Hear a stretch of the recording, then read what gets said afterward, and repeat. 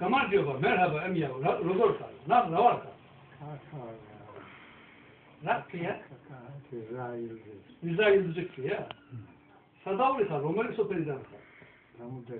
Sopel Damuder'den kar. Ha, Giresun, Bulancalı, Sopel Damuder. Saydan masum kar, Damuder'leşi. Saydan çamasul kar, Damuder'leşi. Batum'da. Batımı'da.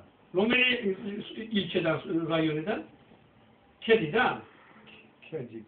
Sopeli Safeli Gapsos, Romeli Sopeli'den. Yok. Gapsos. İkavuri Guvari, anu soyadı Gapsos. Akavuri Yıldız ya. Ho.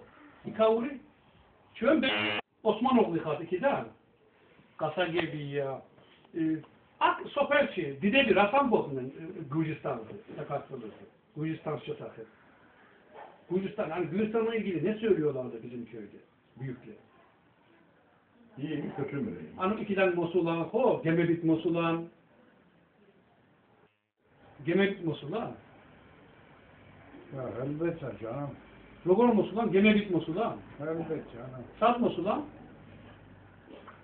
Giresun işi Mosulan limanze. Memre, Oradan dağıtmışlar.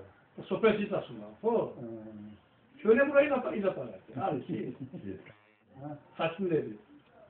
Tarafala, palo diyor. Javé. Güve kopa, tamam.